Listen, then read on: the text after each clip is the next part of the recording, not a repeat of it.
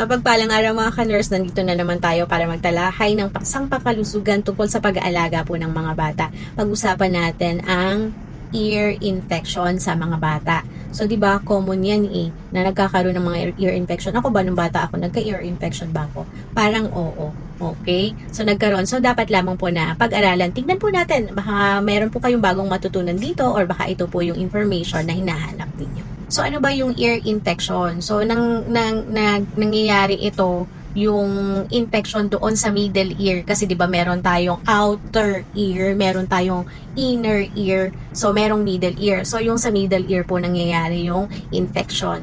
Tapos, ano po yung mga signs and symptoms na posibleng maranasan? So, syempre, masakit ang tenga, tapos makati, po pwede din na parang merong mga redness na makikita. Tapos, yung outer dito po pwedeng namumula. Yan. Tapos, po pwede din na pagka hinahawakan mo, painful nga siya. Tapos, pwedeng parang namimingi-mingi ka or parang merong mga umuugong-ugong doon. Tapos, hindi mo siya madinig maayos yung mga kausap mo. Yan. Tapos parang meron na minsan tumutulo na nagde-drain na fluids. So, yan yung mga posible na mga signs and symptoms na maranasan ng batang merong ear infection. So, ano naman yung mga rason or ano ang mga sanhi bakit nagkakaroon ng mga ear infection? So, po pwede na nagkaroon ng allergens. Merong nakatrigger, merong allergic reaction na nangyari doon sa loob ng tenga. Kaya yun. Or po pwede din naman na alam niyo yung may colds kayo. Tapos, o kaya meron kayong infection sa respiratory tract ninyo. So, po pwede din yun. Kasi meron niyang ugnayan ang ating tenga dito. Tapos, yan sa nose. Tapos, yan. Po pwede din na nagkakaroon ng yung nagde-drain o yung infection po pwedeng nag-migrate. So, syempre, bacteria, minsan viral yun. Po pwede yan na maging cause. Tapos po pwede din daw na maging dahilan, kaya common to sa mga bata, yung nagtititing, yung masyadong naglalawa yung mga bata. Yan po pwede din daw po yun na maging dahilan para magkaroon ng middle ear infection or ear infection.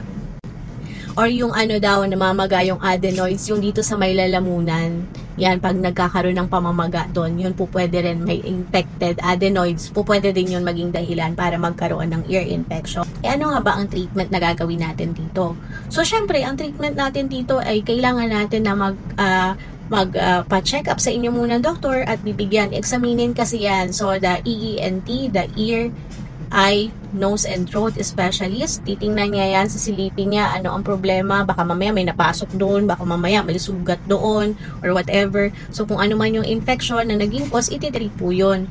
Tapos kung kadalasan ito ay antibiotic ang ibinibigay, pinaprescribe, pwedeng iniinom, pero merong antibiotic na nilalagay, pinapatak sa tenga. So, pwede po yun, no?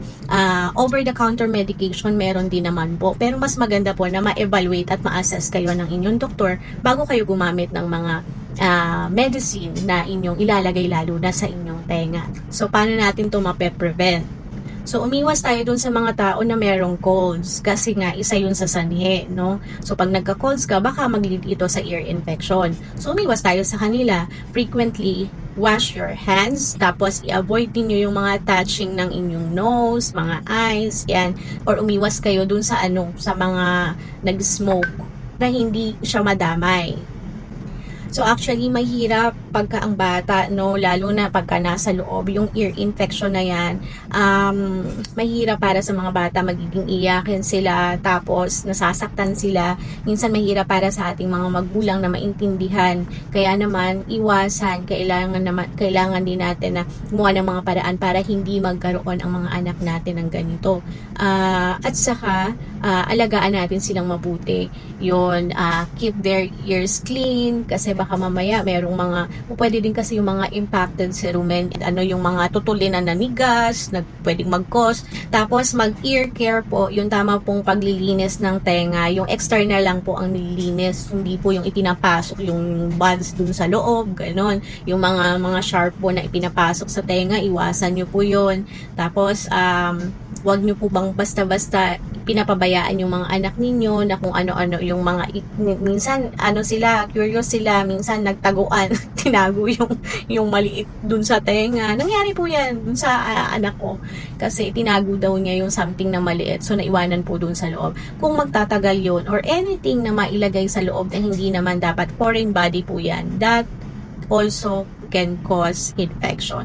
So, dapat po alagaan natin, tingnan natin mabuti ang ating mga anak. Kailangan natin silang i-supervise. So, yun lamang po. Sana nakatulong sa inyo ang video na ito. Please don't forget to like this video and subscribe to my channel para po makapag-support tayo. And don't forget to share also para ma-reach out natin yung mga taong nangangailangan din po ng information na ito. So, that's all for now. Bye mga ka-nerd!